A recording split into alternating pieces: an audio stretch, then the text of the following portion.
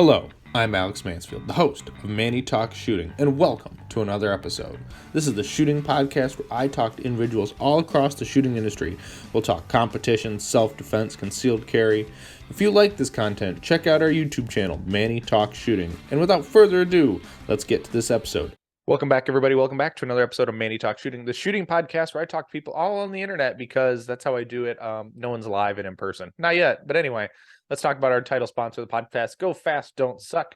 Go check out Bill Duda at gofastdon'tsuck.net. Go get your dry fire targets, your match jerseys, your match banners that you need them, because you all know major match season is right around the corner. And I keep reminding myself because I've got 62 days from the time of this recording to get ready for the Michigan sectional. But anyway, go check out gofastdon'tsuck.net. Tell him Manny sent you in the notes and move on with your day. Without further ado, let's talk to Mr. Greg Clements. Greg, how are you doing today, sir? Doing well. How are you? I am doing fantastic. Thanks for coming on the show. I mean, we kind of made it happen last minute, but we're going to have fun. Oh, thanks for having me. Well, you're very welcome. And so for people who don't know you, who are you and how did you get into shooting? So long answer or short answer? But I don't care. I mean, whatever you want to say. Yeah, I'm Greg. My dad started me shooting on a BB gun when I was 3, but I didn't start pistol until college, really. Mm-hmm.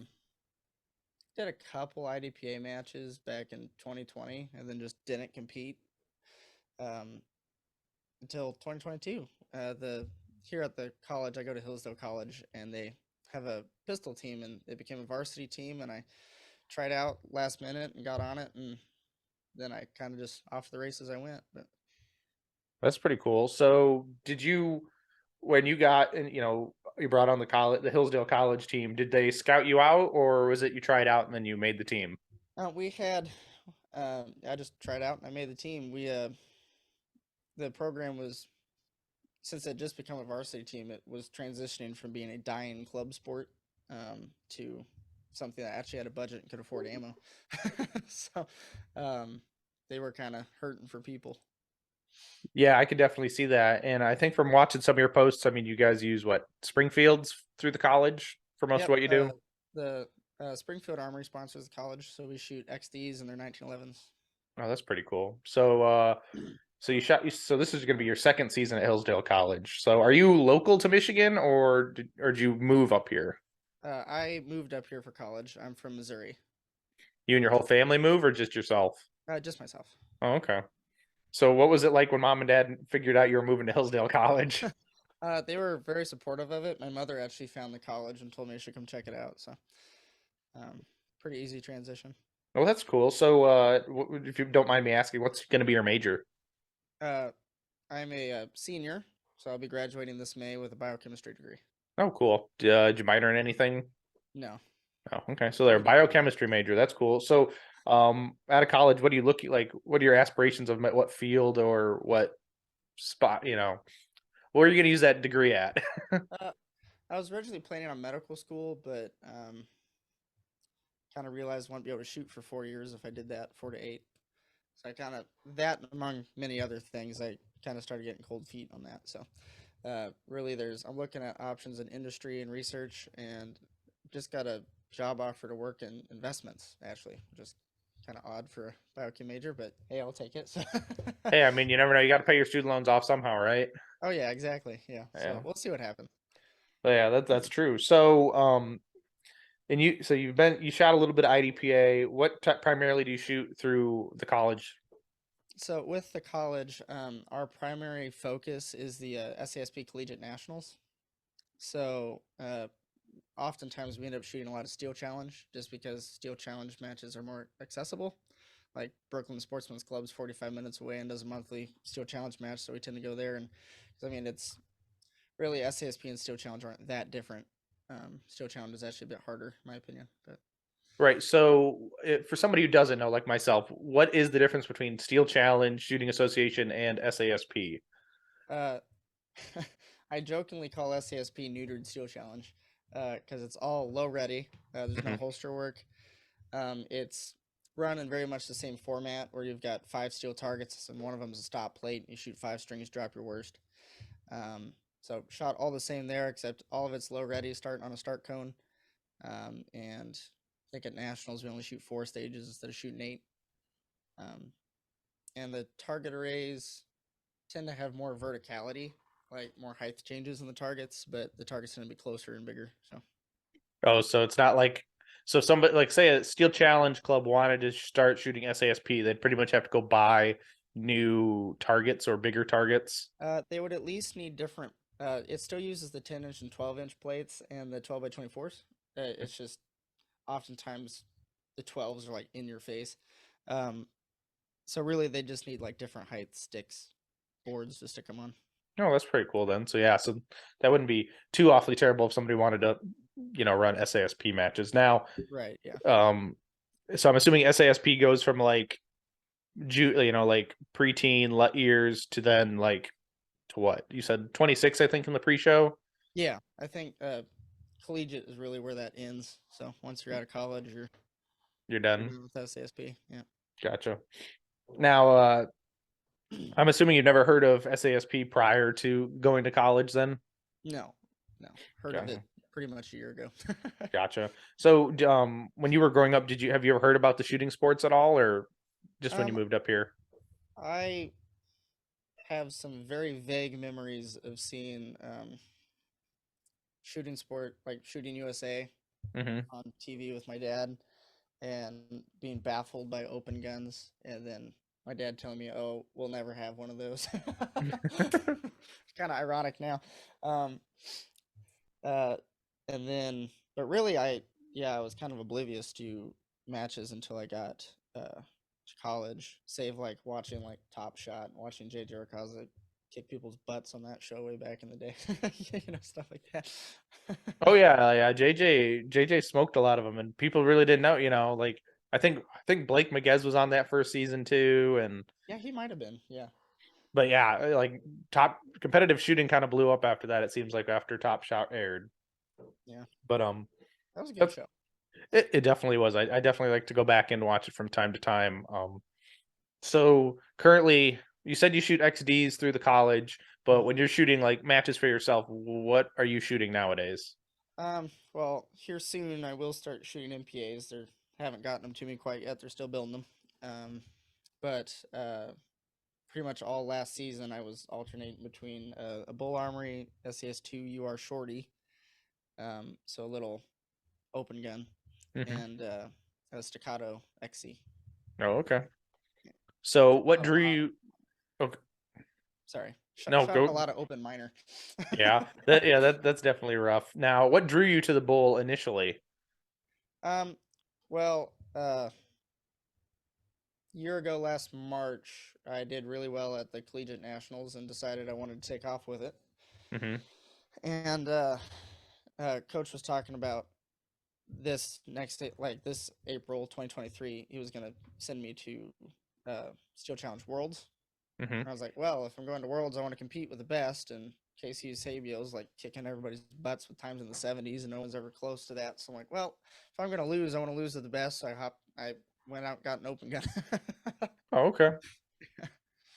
But of course, now that I've learned a lot more, there's really good shooters in every division. But I just Yeah, figured open would be the hardest, so I hopped in there. yeah. It definitely is about not losing any time. That's for sure. Yeah. So, well, what do you think your average draw to first shot is on any given stage? Uh depends on the day and depends on the stage. Um Goodness, I'm probably in the one teens very consistently. Hmm. If I really push it, I can get lucky, but I'm not consistent there. Like I've hit sub ones on pendulum, but it, I'm not consistent with sub ones on pendulum by any means. um, Yeah, I mean, like today we were shooting out today at Steel Challenge, and it was definitely a cold one. And then the hands just don't want to move that fast when it's cold out. yeah, no, get all sluggish. Yeah. No, I tend to really overdress. That way, my hands are like borderline sweating. Yeah, yeah, definitely gloves are a must up here in Michigan at this time of year. So For sure. that's cool. So you just got signed on with MPA. How did you even how'd you even meet them or hook up with them? I'm curious Uh, about that. so that was really a who you know, not what you know moment, and Hmm. an absolute blessing. But I just happened to, I didn't know anybody I squatted with at Area 3. I just hopped in I got waitlisted for Area 3. I decided last minute I wanted to shoot a USPSA major last August. Well, month before that, I guess. And hopped in a squad and happened to hop in with Andrew Hyder, who at the time was shooting for Infinity. And I was shooting with Mel Rodero that day too. They were both shooting for Infinity still. And then a bunch of stuff happened, and they ended up both switching over to MPA. And I just had a phone call with Chase Rains. He was very helpful. I kind of realized I might want to take the shooting a lot more seriously, and was looking at the budget and everything, and realized it's kind of hard to get two and two to work together with how many matches I wanted to do. And so I scheduled a phone call with Chase Rains, and he gave me a lot of really good advice on like, you know, what sponsored shooters do, what it looks like, all sorts of stuff. He answered a lot of my questions. And he recommended I reach out to Andrew Hyder since I shot with him and ask him about MPA. So I DM'd him on Instagram, and then he put me in contact with Phil Cashin, and yeah. That's pretty cool. Andrew's a top of the world guy. He's a friend of mine, and he definitely loves the sport, and he's very very good at shooting. Incredibly good. Kicked my booty at Area 3.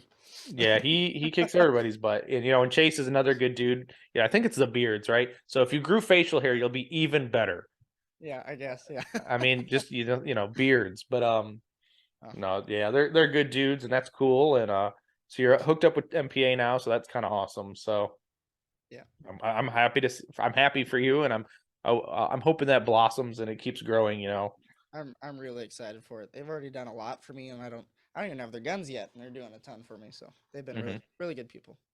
Yeah, I hope I'm gonna knock on wood right here so that your guns get to you soon because the season's right around the corner. Oh yeah, that's kind of. I'd be lying if I said that wasn't stressing me out a little bit. I'm looking at Worlds in April, and it's coming up fast, and I'm like, oh, I didn't have the gun I'm shooting it with yet. Yeah. So if I'm correct, I see a Dylan behind you. I'm assuming you reload all your own ammo. I reload a lot of my own. It really depends on primer availability. Really, I Hmm. can get the brass, I can get the bullets, I can get the powder, but primers are tough. So Yeah, it's about kind of like when you buy them too. That's the worst part. It's like, oh, I got money now. Oh, now they're all gone. yep. Yeah. So I reload a lot of my major stuff, and then I try to supplement. I try to stock up. I'm like currently I've got probably 5,000 rounds of outdoor dynamic stuff there. That's like my if I can't get primers, it's my fallback. Is that all minor? Or is that the 9 major ammo? I got their major stuff. Oh, okay. Yeah, John's a good dude too. I mean, there's so many good people in the shooting industry, and even just within like the subsect of USPSA practical shooting kind of thing, it's quite nice. Yeah. No, I tell you, I've met so many good people. I mean, I've only competed for one season, but I've met so many good people at USPSA matches. It's been great. Hmm. Now in 22, how many majors did you end up shooting? Uh, three. I Okay. shot two Steel Challenge majors and one USPSA major. Okay, so you shot Area 3, and then what'd you shoot for Steel Challenge? Missouri State Championship and the Ohio Steel Classic. Okay, so you went home to go shoot in Missouri. Well, I was actually that was in May, so I was home before that. So that was nice. That was in Rolla at Central Ozark Practical Shooters, so that was like 45 minutes from me again. So Oh, that's not bad at all. Yeah, so that's pretty nice. So you were home, and then it just happened to be the same time the match was, or did you make Oh, that's yep, even better, right? yeah. So it worked out really well. Yeah, that's for sure. Now, how many are you planning on shooting this year? I'm gonna try to hit 15. We'll see what the schedule Woof, allows. 15 majors. Woof. Yep, it's a But bit of a jump up, but I'm really excited for it. So it'll be a good time. Just got to keep reminding myself I'm doing it for fun. hmm yeah, Can't because take things a little too serious sometimes. I know you're shooting Area 5 Michigan Sectional and Ryan Rocks for sure, because that's what I've seen you on. What else are you signed up for currently? Uh, Gosh, I'd have to pull up the practice score.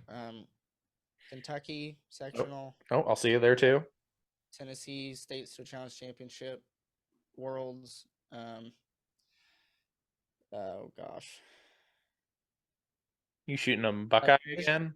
Michigan sectional. Yeah, I'll be at the Buckeye Blast. That's actually during finals week. That's a big sacrifice, but I'm gonna be there. Right. Well, and it's the beginning of May too, so it should be okay. Right. Yeah. Um. Oh gosh. Yeah. Yeah, I'll be at quite a few. We'll Well, see. that's still cool. I'll see you at a lot of them. So I mean, everyone that I'm going to, you'll be at. So that'll be kind of cool. Yeah, I'm gonna try to go to Area 8 and gonna be at Area 3 again. That registration hasn't opened up again yet, though. That opens up in March 15th, I think. Yeah, which I could understand. Their match is what, August time frame, so Yeah, right. might not be too bad for them to hold off opening it. So Yeah, I'm waitlisted for a couple too. But yeah, that's gotta. I've never been waitlisted, but I never pay for a match either. So yeah, dude, Area 8 filled up. I looked at I operate off a physical calendar because my phone's betrayed me too many times. hmm I realized I missed the Area 8 registration opening by a day and hopped in like a day late and it was already waitlisted. I'm like, man, goodness. That's in like that's way late in the year. That's later in Area 3. yeah, but Area 8, it just seems like don't you have to mail in a check or something? Yeah, I think you do. Yeah, I think there's only like 30 or last I saw from um, Jake Walker, hmm there were like 40 people actually registered for the match because they're just waiting for checks to hit. Well, I just pulled it up now. There's a lot of people in there now. So Gotcha. Yeah. well, at least on what the Saturday and Sunday's almost full. So Yeah, that's not surprising. Those always fill up first. So. yeah, everyone likes to shoot on the last day because then they can like see where they already Yeah. have all the shooting scores, and you're just not being able to see the current shooting. Man, So yeah, dude, the already having all your scores in and just having to wait and watch the practice score to see everyone else coming up and beating it just kind of sucks. yeah, that definitely does suck, especially if you had a great or a terrible match, and then you're like, oh no, it's all Right. for nothing. Yeah, you just get to sit there and it's worse because there's nothing you can do about it, like if you're still in the match, you're like, well, okay, if I focus on the process a bit more, maybe I can pull together a good one to kind of help bump me up a little bit more. But when it's already all said and done, it's just all stress. Oh yeah, for sure. No one likes that stress, but I'm excited for the season. I know my season's going to be pretty good. Hopefully yours is pretty good too. But I did get some questions from listeners. But so I guess we'll start with this is your buddy, the Modern Asian Dynamics. I forget what his Oh, name is because Mark Casanayo. Yeah. yeah. And I'm proud he finally got a real open gun because I noticed Yeah. that the other day. He's like on your guys' live you did yesterday. He's like, oh, he finally has an open gun instead of his XC he's been running. Yeah, yeah. My XC was my backup, but I ended up running it more than my bull. Yeah. But yeah, yeah, no, took me a lot to get him convinced to actually try the open major route. Yeah, I mean, open minor is such a disadvantage when you're compared to true open guns. Yeah, I didn't notice it too much when I was competing at locals, and then I went to area and I was like, "Oh, there it is." Yeah, those Charlies and Deltas, the point deficit just is massive. I mean, everyone wants to shoot an alpha, but it's still like, even if you get those close Charlies and those Delta, it's like, ugh, points gone. Yeah. Well, yeah, but if you shoot Alpha Charlie on every target with major, you still get 90% of the points. Yeah, I mean, you're still not gonna win the match. Well, no, but yeah. Yeah, Yeah, no. yeah. So, by the what do you know what he got? What his open gun is? Uh, he's told me. Um, but no, I do not recall. It's okay. So, he did ask, what was your favorite division for USPSA and why? The only division I've ever shot in USPSA is open. Yeah. So I don't really have a lot of experience with the others, but um, I like the loud in your face and fast, and the open always struck me as a big challenge because the gun's doing everything the gun can do for you. So now it's like, there are no excuses, just go execute, But Yeah, that's for sure. It's definitely loud and fun. That's definitely for sure. yeah, who Um, doesn't like to go fast? Like, come on. lame people. I don't know. Yeah. Lame people don't like to go fast, but it's okay because it just means everyone else can go fast. Yeah, But oh carrying has always looked fun to me too, though. yeah, but I mean, it's just one of those things that's like it's not open. Yeah, yeah. I like red dots. I mean, I've shot in steel. I've shot multiple divisions, and Man, red dots are just so good. I don't Yeah. like going back to irons. I can, but no, red dots are just by far superior. Yeah, I mean, it's been so long since I've shot iron sights. It's a little ridiculous, but yeah, I love dots. Dots are where it's at. Yeah, absolutely. Yeah. Quiet, So please. he's just like, but I want pets. Yes, he wants play. He's Yeah. sitting back there with his toy. Yeah. But he also asked what would fantasy shoot off opponents top three. Who would they be? Fantasy shoot off opponents. Ah, I'd love to shoot against JJ. Love to shoot against Siler. And it'd be fun to shoot against KC as well. KC Sabio. Yeah, they're definitely some of the goats right there. You know. Yeah, and it'd be great because like I'd go into them with nothing to lose. Like everyone expects me to get my butt whooped, you know. So, Mm-hmm. yeah, Well, you know, and there's always the betting on the odd man out, right? So. yeah, really, they're just.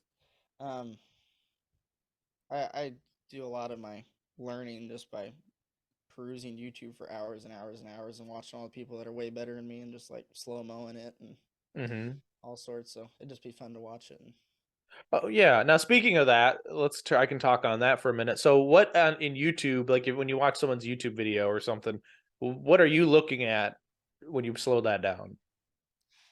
so if I'm looking at USPSA stuff, I'm often looking at the feet because that's my one of my bigger struggles with It's because USPSA. everybody loves the feet. No, no, No. not that. No. No, it's just since 90% of what I do is steel challenge, the footwork and the reloads are what I need more work on when I switch over to USPSA. That and I try to look at target order and try to figure out why they're shooting what targets when, um, just for stage planning purposes. Yeah, I can get that because see where you're gonna like you could save time shooting it on entry or shooting a certain target on the exit, or just shooting it and then running and. Yeah, it's really fun if you can find like two guys that went to the same match and you like compare like strategies, but that's Hmm. that's not easy to find. But Yeah, I can see that, especially when you got to find, and they don't ever have the right foot like camera angle either.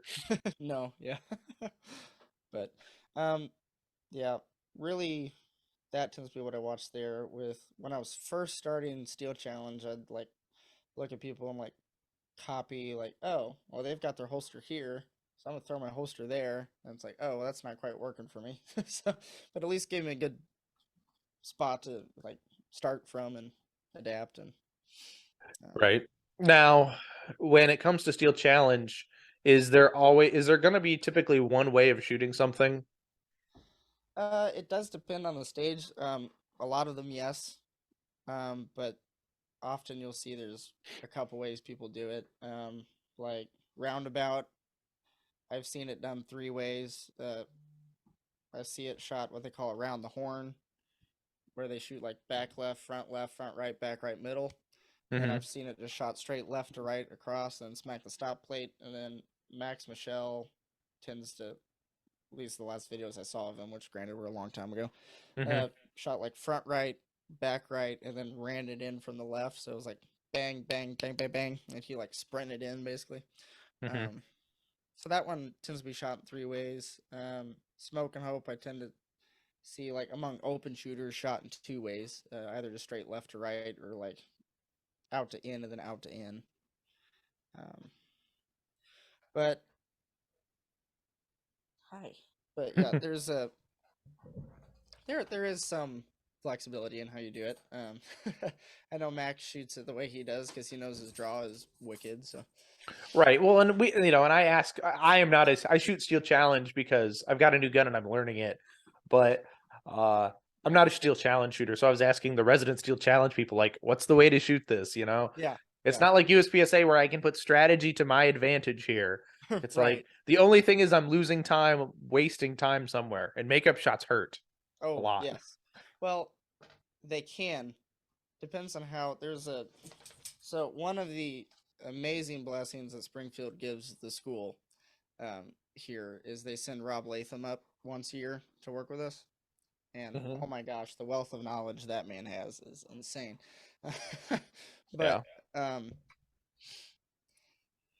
if you're riding the edge of control, uh, say say I go up and I'm shooting at a speed in which I can like 2 out of 3 times hit all 5 clean, Hmm. but that 1 and 3 I have a makeup. But because I'm shooting right there on that ragged edge, I end up shooting each of my strings 2/10 faster than I would otherwise. Well, now I'm 4/10 faster than I would have been if I was shooting a bit more conservatively. So then the makeup shot, as long as I don't miss the target more than once and like sit there and like miss, miss, miss, you know, the the 3/10 I lose there with the makeup, I still gain a tenth um, by pushing. Hmm. But it's really a game of tenths. Oh yeah, yeah, exactly. And it's almost it's like sometimes you can apply steel challenge uh, topics or techniques into USPSA, but it's kind of hard the other way around. It's like shooting sooner necessarily. There's a point you can do that, but at some point it's tricky, Yeah, I guess. yeah, but I mean, I really call steel challenge a drag race of fundamentals Hmm. because you're standing in a box and it's 100% a drag race. And Yeah. so it's really fun in that it's challenging. It does get repetitive. That seems to be the biggest complaint with steel challenges. It gets very repetitive. Yes, I that is the I love it because it gives you transitions. It lets you shoot on steel. It's fast. It's fun. But I get bored. Like I was talking to another shooter on the squad today. I was like, I can't RO a steel challenge major. I would be absolutely bored. Yeah, no, it makes sense. But It- it- it's satisfying when you put together that clean run, though. It's satisfying. oh, I mean, it's absolutely fun. Like, Yeah. oh, what were we shooting? I think it was roundabout. We were shooting roundabout, and I shot really good on roundabout, especially for the second time shooting this gun essentially. And it was like, and they were like, "Holy crap, you put it together!" Yeah. Roundabout's a fun one. That's also the hardest one, in my opinion, to grandmaster on an open gun. Hmm. Uh, I got really close one day, but I still haven't GM'd that one. The Hmm. peak time for that's the same as the peak time for Smoke and Hope, for reference. What? Yep, they're both 8.5 seconds. No, that's ridiculous. But I do like something about the steel challenge system is the fact that it's your best time, not your most recent time. Yeah, yeah, it makes it a bit easier to knock that classification up for sure. Yeah. Like it's definitely more more forgiving than it is USPSA where it's your most recent 6 out of 8. And you're like, "Oh, I dumpster fired one. Great. So I lose one." Yeah, it kind of encourages you to like if you're really classification focused and like, oh, this stage I've already GM'd, so for the sake of the match, I'm just going to shoot it conservatively and not give up much to my opponents. But like this stage, however, I haven't GM'd that one yet, so I'm going to go balls to the wall and see what happens. Mhm. Yeah. Now how many steel challenge categories have you well, what's your highest classification, I should say first? I've got Grandmaster and Open and Carry Optics. Okay. Are these the only ones you're classified in, or do you have other I'm ones too? classified in 4, but I've only shot one match with 2 of the guns. I'm Hmm. master in 19 in single stack, and A class in rimfire. I had a lot of malfunctions that day. Yeah. Oh, and I what I notice is like rimfire guns are super finicky in the cold, Yes. and like you could have a perfectly clean gun and it's gonna have some Well, issue.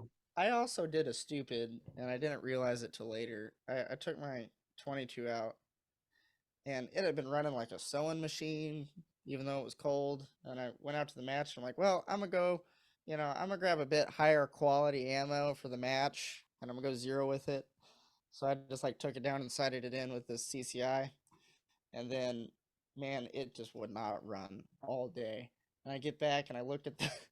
My dad pulls out the owner manual and it says, "Do not use CCI in this gun; it will not run." And it's like, oh.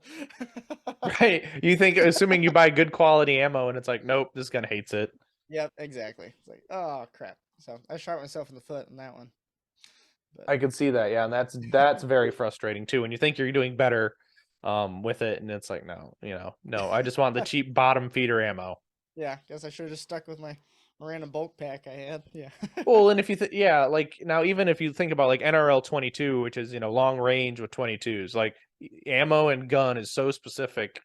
You're low, what you're shooting, your dope. It's like you can't just go buy some random 22 because you ran out. You got to go find a new lot number, and it's Oh yeah. I mean, I knew better. I knew yeah. better, but you know, lessons learned the hard way are the ones you remember. So, Hmm.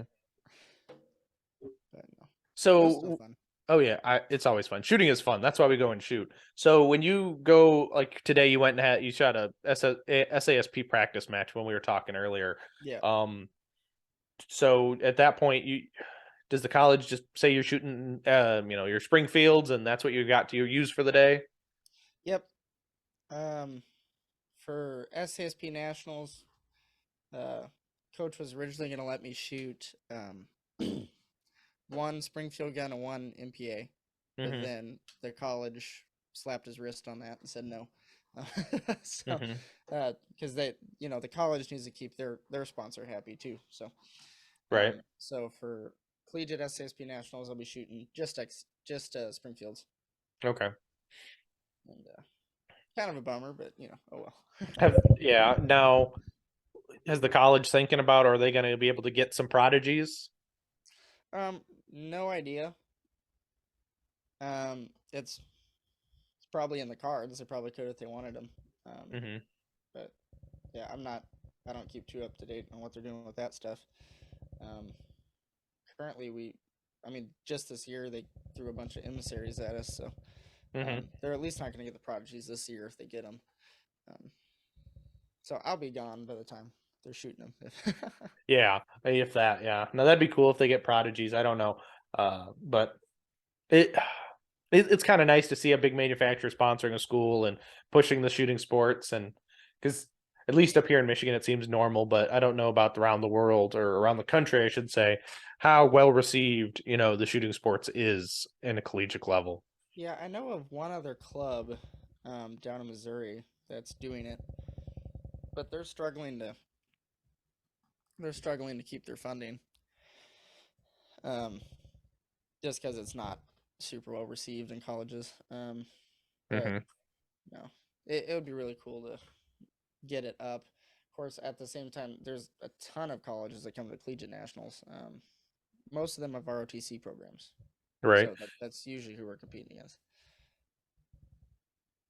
But there's school from I think Yeah. school from Phoenix, a couple schools from Florida, a couple schools from Texas, Virginia Tech,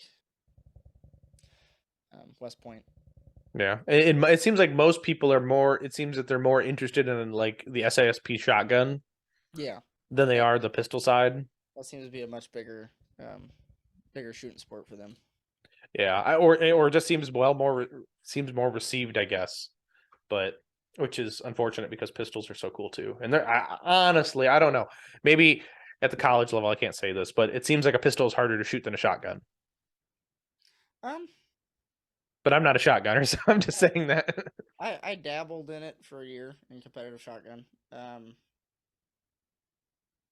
it's it's just different.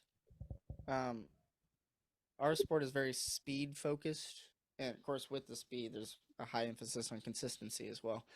Um, but for them, like if they miss one target, it might cost them the match. Out of 100 targets, if they miss one, they may not win. So it's Yeah. still uh, it's still very tough. It's just very different. It's kind of hard to compare the two.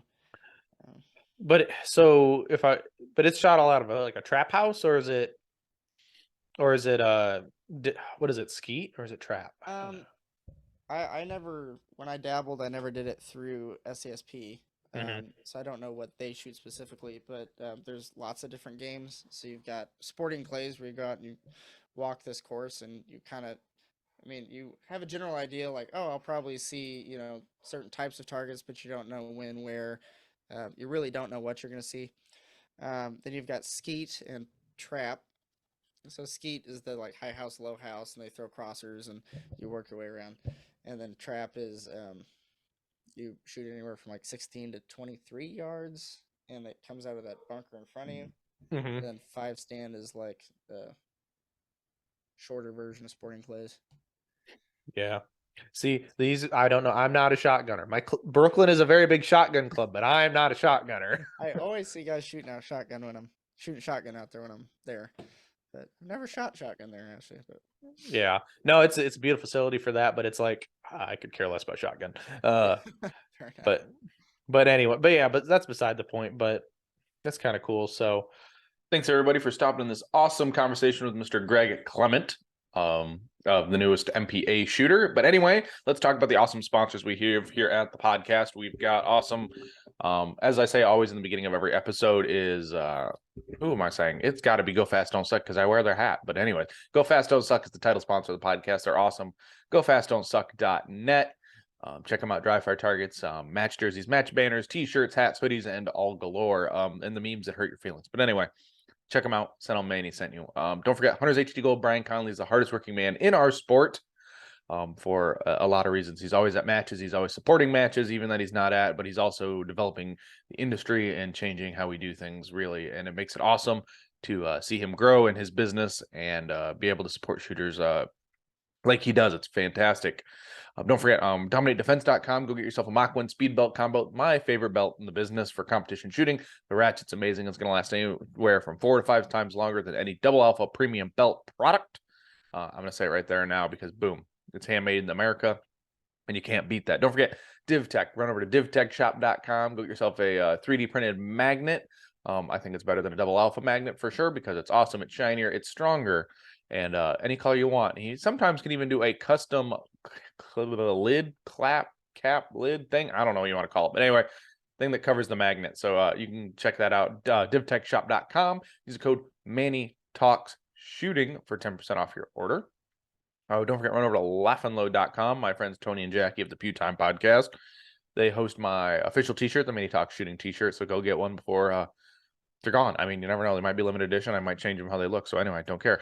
Go check them out. Don't forget their podcast. Go get their AFT agent shirts that I really like, and a couple of their other shirts like "Bro, Did You Dry Fire?" or what's another? Oh, the Supreme Division shirt because only shoot open. Duh. Anyway, go check them out. Also, don't forget TimHeronShooting.com, the guy who got me on the practical pistol shooting game. Tim Heron got me on the map, so go check him out. TimHeronShooting.com. Check his class schedule. It's filling up quick, and the slots are going fast. Anyway, we've got our friends Eric Steiner, Gianni Giordano of Range Panda or RPG Squared or 2, whatever you call it. Anyway, go check them out where they're awesome pistol stands, laser cut foam, 3D printed stuff for your press, CNC stuff for your press. Every little whiz bang gadget you might need, Eric and Gianni probably make it, or they make it better. So check them out, rangepanda.com, and tell them Manny sent you in the comments. We also can't forget Chile Custom Gunworks guys, the title sponsor of the Michigan sectional My Match. Matt's awesome. He supports us very well, and I can't thank him enough for all that he does for the shooting sports locally. And he makes fantastic products. If you want an open gun or a limited gun, use those Chile Custom Gunworks parts, those grips, those magwells, those triggers, the frame mounts, awesome things that you all need on your stuff. Don't forget, Targets USA manufactures the finest steel target on the planet. I say it, Steve Anderson says it, so I believe it's true. The target stands are fantastic. The rhino knockdowns are amazing. The stomp pads, fantastic. Holy Monkey Swingers, watch out because they'll be coming. Anyway, don't forget them. Also, don't forget Outdoor Dynamics. They pull the handle so you don't have to. I'll steal that one from Steve Anderson too because it's true. Don't forget, if you shoot an open gun, maybe an MPA, it'll work for sure. So anyway, go get their 9 major ammo that they've been running lately. If it says it's out of stock, it won't be too long because make them to order small batch runs of anything that's on the product on the website. So if it's out of stock, it's really not out. It's just got to be made real quick, and it's usually within the week. And John's really good. He supports the sport. He's a match director. He's out there doing a lot of great stuff for the community as well. I think that's everybody. I'm thinking it's so, but you're gonna listen to me chirp anyway. But anyway, let's get back to this awesome conversation with Mr. Greg Clement. I don't know. So for you, how do you split that life of a college student and a shooter? Right now it's pretty easy because I back when I was planning on applying to med schools, I ended up figuring out that my social was incorrect from one of my college transcripts because I took dual enrollment in high school and I didn't deal with the college directly. The Mm-hmm. counselors did, and somehow my student ID number got confused for my social, so that was Mm-hmm. bad. So it kind of forced me to. I needed to take a gap year anyway because I by the time I got that college convinced that it was me Mm-hmm. and that the social was wrong, I had missed most of the deadlines. So I needed to fill out a gap year. So right now it's really easy because since I was already on course to graduate, I spread out the classes a bit, and so I'm taking a really light semester, taking 13 credit hours, just enough to be a full time student so I can compete in SASB. So kind of majoring in shooting this semester. Right. But um, really, it's just a matter of staying on top of your work. If you get behind, you're screwed. Mm-hmm. But, so it just takes more discipline. You know, just like any other sport, like the football players, they got to stay up on top of their stuff and make sure they don't get behind. That way, they can make their early morning workouts and all the practices. And um, so. Yeah. Now, with that, why do I lose my train of thought? Since I have a really good question, but it's okay because I figured it out. But um, so since I'm assuming you went through school through COVID, right? Yes. So, how did that I'm assuming it made things a lot more difficult, to go to class. You had to do a lot of online. Did it make you have to be more disciplined in getting your things done because you didn't have to you didn't have to commit and go anywhere. You could just get up and go to your computer. Yeah. I don't know. It's kind of a mixed bag. Where I live in Missouri, I'm very rural, and Hmm. our internet connection's so poor that Hmm. I kind of was only able to attend half my classes because I just spend the whole time trying to regain connection to the class. So it online classes really sucked for me. Um, really, we still had deadlines, so I'm not sure it was really too much.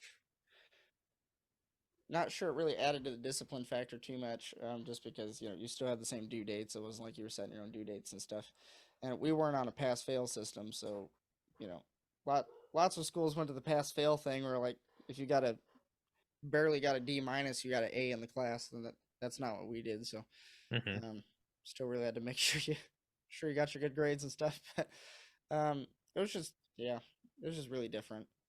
Hmm. Um, a lot tougher to study with classmates though, for sure. Yeah, because then you got to set up a Zoom call or whatever kind of call, and then yeah, it's not ideal because not everyone's schedule's the same or the same time zone. Because especially in Missouri, I'm assuming that's what, Central Time Zone. Yep, that was central. So like my 8 a.m. class was at 7 a.m.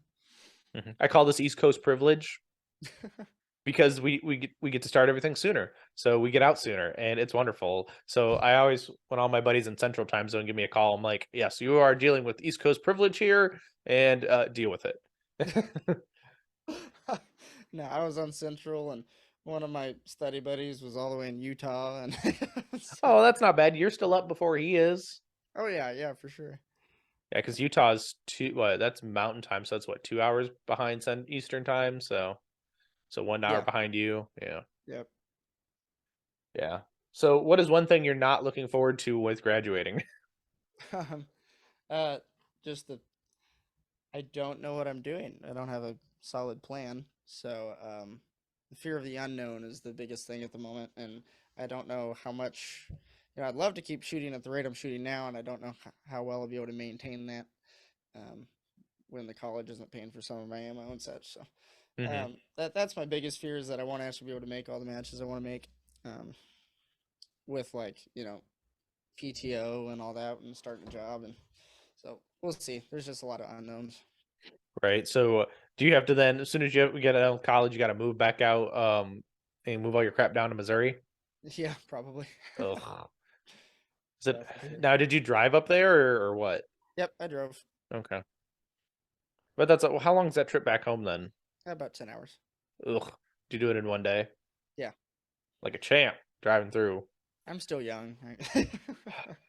When I was young, I still didn't drive. I couldn't. I hate driving. To be honest with you, I hate driving everywhere. Yeah. Well, when I lived before I moved off campus, I loved that drive because it was like the first bit of silence that I had in like a whole semester. Mm-hmm. Now that I'm off campus, I can get my like silent alone time to just like sit and think. And so now it's just like, oh, I can't wait for this to be over. Mm-hmm. Yeah. Yeah, absolutely. Yeah, you're just ready for it to be done, right? It's Yeah. move on. And Oh, for sure. so, yeah, so later in the year, you're gonna start shooting a bunch of Southern majors, right? Yeah, probably. Yeah. I mean, I'm actually I'm actually shooting the Tennessee match in between. It's like 2 weeks after the Michigan sectional. That's really early, it seems like this year then. Yeah, it's a steel challenge match. Oh, okay. Tennessee Steel Challenge. There you go. Yeah. Yeah, And that's my last minute prep before Worlds. Like, well, I'm gonna make myself drive a really long ways to shoot a steel challenge match because that's what I'm gonna do in April. So, yeah, that's for sure. Now, I did have a listener question. They were curious about your thoughts on USPSA versus Steel Challenge skill requirement / emphasis. So, since you do both, what skills do you find that you need to be really good at for both, or one or the other? So we might even want to start with Steel Challenge. What skills in Steel Challenge you think are most important? Then we'll just kind of then move over to USPSA, and then we'll combine them, I guess. so steel challenge puts a lot more emphasis on the draw for sure. Mm-hmm. Because for every single stage in the steel challenge, save outer limits, which I'm not sure if you've shot that one because they don't shoot it at Brooklyn. But every Not stage yet. steel challenge, not yet. Are they Not going yet. to? We're looking to push. So you've seen the club, Bay 4 and Bay 5. We're looking to push it back, a good distance to the tree line. So we'll have really deep bays there, so we can set up the long ones. That'd be good. That'd be cool. Yeah, but outer limits really separates the men from the boys. That's for sure. Mm-hmm. But every stage you've got 5 draws. You keep Mm-hmm. 4. And there's no way to soak up the draw times. Like, in USPSA, we often try to like, well, I got this target right on my face, but I'm gonna run to this first spot on the draw, so any sort of error in your draw is soaked up. Now, the exception, of course, is then speed stages and like speed shoot stages and classifiers. Mm-hmm. But in steel challenge, if you can knock a 10th off your draw consistently, you've saved yourself like 3 seconds or something like that. I can do the math on it real quick, but it's a pretty decent chunk of time Mm-hmm. just in your draw. So I definitely say steel challenge is more emphasis on that. There's also a lot more emphasis on your like bump transitions. Mm-hmm. So that's like what JJ talks about, like instead of like bang returning back to the target and then moving, It's bang, bang. and yeah. Yeah. I've seen a lot of really good USPSA shooters that win a lot of matches that just hardline the crap out of those transitions.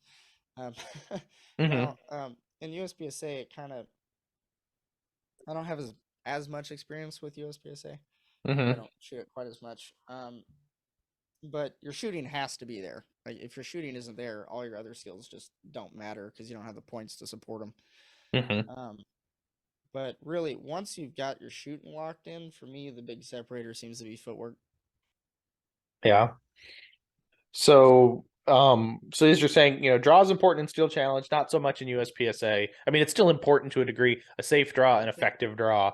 The emphasis in USPSA is like make sure you got a great grip. Yeah. Great consistent grip every time out of the holster instead of like, oh, I need to make sure I can hit a 0.9 every time out of the holster, Yeah. It's not it's never, it's typically you don't ever have that target staring you straight in the face.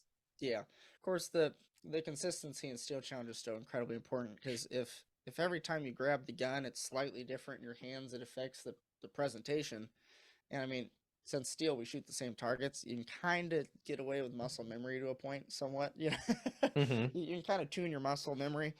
But if your grip is screwed up because you bobbled the draw in some way, the gun's not going to point where you want it, and it's going to add time to every transition. So it's Mm-hmm. yeah, consistency is still paramount. But Right now, so movement now. Have you? I'm assuming one thing that you haven't shot a lot of USPSA yet, but do you feel that moving targets are going to be somewhat of a disadvantage for you? swingers and such. Yeah, swingers, max traps, bobbers. My biggest struggle with those is timing them. Mm-hmm. Not necessarily the shooting of them, but like, okay, I shot the activator. How many targets can I shoot before this? Yeah. Stuff like that is just that's what I tend to struggle with. The great thing about shooting steel is you get really locked in on those fundamentals. Mm-hmm. Now, the big bad habit that I draw from Steel Challenge into USPSA is in Steel Challenge, doesn't matter where on the target it is, it hits a hit. Mm-hmm. In USPSA, it needs to not just be in the brown, it needs to be in the alpha in the brown. Mm-hmm. So I'll find if I've been shooting a lot of Steel Challenge, I'm like, okay, I got a USPSA match coming up this week. I need to switch my prep. That first day or two, I'll be shooting great doubles, but it'd be like this fantastic, like 1 inch apart double in the Charlie. Because I'm like, Mm-hmm. I see my dot on brown, wham wham. So I have to spend some time like, oh yeah, look there. Mm-hmm. Actually, it's kind of a vision thing. Right. Now I've got a question to stem off of that. So when you're shooting steel, is there sometimes a plan to try to get edge shots on plates that so your distance is lessened, or are you still trying to hit the center and you're okay if you get, a outer hit, I should say. I look at the center and I'm okay with the outer hit. I'm never Mm-hmm. going to try to squeak an edger on purpose just because there's too much room for disaster. Mm-hmm. And there is definitely strategy in terms of like which targets you can take a chance on and which ones you can't. I will pretty much never take a chance on plate number 4, the last plate before the stop plate, because it just takes so much time to get back to it. Right, because you're already bleeding off to the wherever the stop plate is, and it's like, ah, ah. Well, there Right. was a lot of this doing. Oh no, I keep missing the fourth plate. Yeah, and then that's when you see people get slappy, like they Mm-hmm. like miss it, come off to the stop plate, and then they try to slap it. They're like wham, wham, wham, and they can't. They're not actually taking the time to aim because, Mm-hmm. and that just kills the run so fast. Yeah, you're just like, here, just give me the 30. It's at this point, it doesn't matter. Right, that one's getting dropped. Lord, please let that one get dropped. That one's getting dropped. Yeah. Now, if you see somebody having a bad run, is it better for them to just go to the stop plate and take the misses, or is it better for them to then say screw it and just take the stop plate? I always finish it out Mm-hmm. just because I can't predict the future. I'm sitting there hoping and praying it's the dropper, but maybe on the next run I have a crazy malfunction. I got a double feed, I got a rip rack reload, and then it ends up being slower. Mm-hmm. So I always finish it out. Okay. Yeah, because I had one string of just like, nope.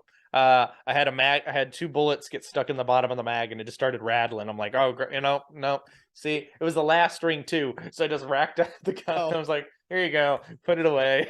If it's the last string and I already know it's the worst one, I might just stop and save myself the round. But Yeah. but yeah. Well, that's pretty cool. Did I get any more? I don't know if I got any more. Oh, someone asked, are you coming down to South Carolina to shoot with your fellow teammates in March? I looked at doing that match, but it lined up with the Tennessee match I was already in. Sadly, Gotcha. I would love to, but yeah. Yeah. So I looked up, I looked you up on USPSA, or SCSA. You're a life member. Were you always a life member, or did you decide when you just had to renew as a life member? I've always been one. I got my membership for the first time in May 2022, and Mm-hmm. my dad was like, "Well, if you're gonna be doing this forever, this is cheaper in the long run." Wham! And so I was like, Yeah. "Thanks, Dad." Well, that's smart too, because I'm also a life member, and I'm like, I'm gonna be around for a while. I don't want to worry about paying about dues, so just get Yep. it done with. And if they ever raise it, I mean, it's at least I locked it in. Yeah, you're set. You're good. Yeah. Yeah. I could never see being a benefactor though. That's $1,000 for, I don't know, a fancy number. Yeah, I don't know what extra benefits that even gets you really. I mean, I think I can do everything I ever want to do in it with a life membership. So Right, yeah. And there's not even an option even at that to upgrade either. So it's like so there's not like, oh, there's a $500 discount, right? Nope, no. But anyway, yeah, so that's cool. It's nice to see, you're going to be in the sport for a while, and a life member means no membership dues. yes, no, I I do keep it until I can't really. Yeah, well, and shit, you can shoot Steel Challenge forever, it seems like. Yeah, Now, when you're done with school, do you plan on still shooting Steel Challenge, or are you plan on moving over directly 100% to USPSA? I will still shoot some steel challenge, but I'm switching the emphasis from like 90% steel and 10% USPSA to like 90% USPSA and 10% steel. Um, I've definitely been with how much I've been working steel. I definitely find myself getting burned out on it sometimes. So the USPSA is a great change of pace, but no, I just USPSA is a lot. It's a lot of fun, and so I'm gonna be switching a lot over. I really, really want to do well at nationals, so that's gonna be my at Open Nationals. Mm-hmm. Oh, that'll be nice, especially since it's in September. It's Mm-hmm. at the in the middle of the year essentially, or near the end of the year, but not too early. Yeah. Yeah. So really, after World Speed Shooting Championships in April, my focus is shifting a lot because that's my next big goal. So is to do well at that match. Mm-hmm. So So other than, I'm assuming since you've just kind of got into the sport, other than you haven't taken any instruction other from your coach and Robbie Latham, right? uh, I took so when I first started shooting pistol, I was just like all EDC focused.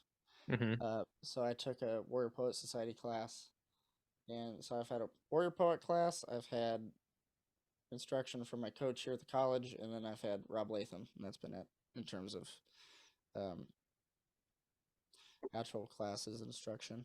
Okay. Save hours and hours on YouTube. Right. Now, do you plan like maybe in the next couple of years to take more training? I'd love to. I'd love to take a Ben Stoker class. I'd love to take a spec train class with what is his name, Billy Barton or something like Mm-hmm. that.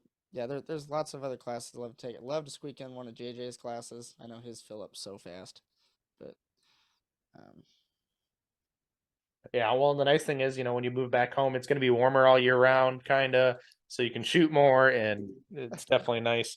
Now, it's not as different from here as you think it'd be. yeah. Well, it probably gets cold. How often does it snow though in Missouri?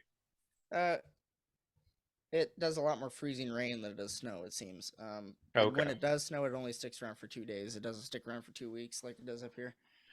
Yeah, I would say this. If it stopped being winter tomorrow, I would not complain.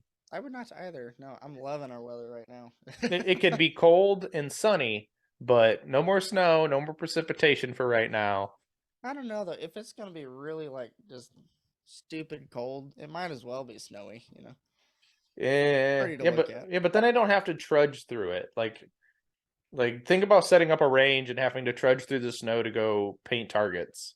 Well, I do. Yeah. I do that, but no, I don't want to do that. I don't blame you. It's also nice though when it's snowy because my dog doesn't track as much mud in. That is true. Very clean dog feet. Yes. Yep. That's why you just wipe. They have to have their own little rug to wipe their feet on.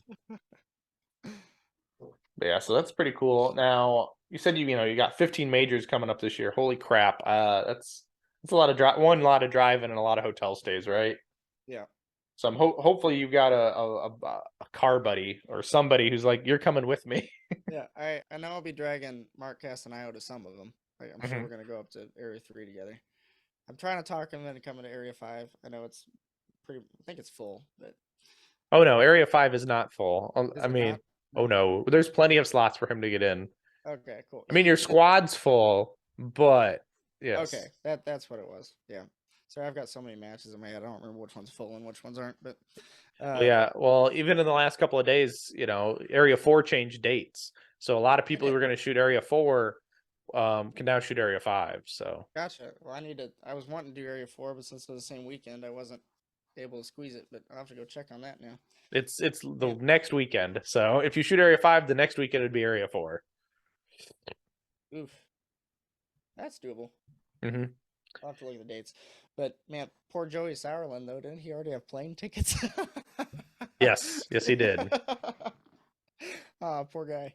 Maybe he'll Yeah. just hang out down there in Oklahoma for a week. I don't I know. know. I should text him about that and be like, hey, so you're just gonna go hang out in Tulsa, right? I kind of assumed it would switch since they still had an open registration info up for it. Yeah. From what I was getting, it was just there was no dates for them to be able to do it like at USSA, so they moved it to Texas, and yeah, so Really? Yeah, they had to move it to a Texas club near Dallas, but so they moved the weekend and whatnot, and That's a bit more of a drive for me. yeah, I mean it's not like you're driving from here though. Oh no. I'll be driving from Missouri at that point, so that'll be easier. Yeah, it's not as bad. Still could be Right. bad. Yeah, but Tulsa, Oklahoma looked great. I was like, oh, it's just right there. Yeah, I mean, and I guess we can't get all that lucky, right? So Right. Yeah. No, of course not.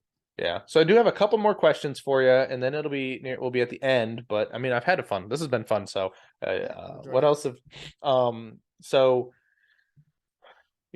what do you have conversations outside of the shooting team at college with about firearms or the Second Amendment with other students? Um. So this is a pretty conservative college, so Mm-hmm. pretty much everyone here tends to be really, really in support of it.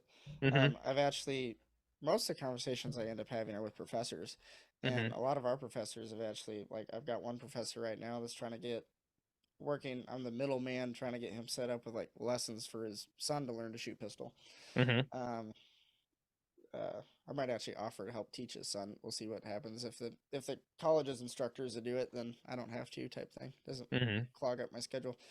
Um, that being said, I do the little bit of teaching I've done. I've had fun with, but Mm-hmm. um, so the conversations have been by far positive. Um, we've got lots of offerings even out at the range for students to get involved in the shooting sports because the range here is owned by the college. So that you can take a 1 credit class to learn to shoot shotgun. You can take a 1 credit class to learn to shoot pistol. Mm-hmm. So uh, But it that's costs been really more cool. financial aid for bullets now than it does books, right? I mean, probably. Yeah. Well, not in my major. Those freaking organic chemistry textbooks are nuts. But Do you, now, I guess before I have a sidebar. Did you get a digital textbook or do you still like the books? I like the books. Okay. I like being able to underline and highlight and yeah. Gotcha. But yeah, so you go out to the range that's owned by the college, which is nice. Mhm. So people can go learn to shoot shotgun or pistol. That's kind of cool. Yeah. Currently, they have a ladies class and they're working on making a men's class. I don't know why they want to just have a co-ed, but I mean, but I can understand that too. Women learn differently than men, and there's always that stigma of I'm a man, I know how to shoot, blah blah blah. You yeah. know. The funniest thing though is the man's ego tends to go out the window when the girls outshoot him. Yes. Well, then they want to just impress them. It's one of those Yeah. things. It's like do whatever I can to survive so I can keep impressing them. Right. Yeah. Yeah. Well, that's cool. I mean, and as we see, the college age students are definitely more on the left leaning side of things typically.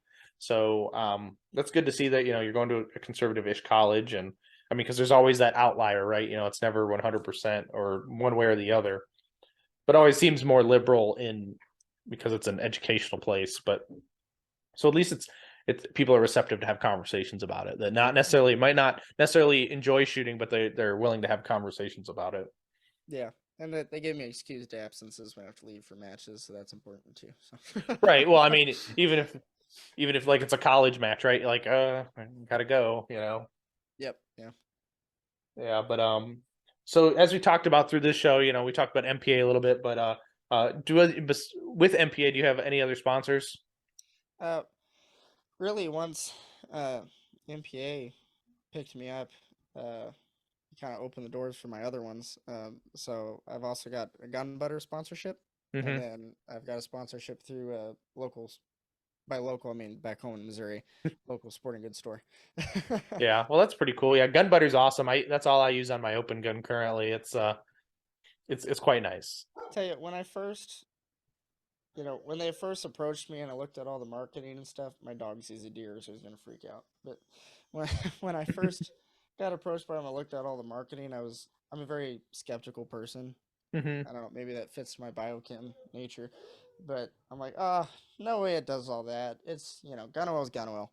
But I talked to Mark Castanao, sponsored by him. Jared Clanton, sponsored by him. Talked to a bunch of guys and got some really positive reviews. I was like, what, I'll give it a shot.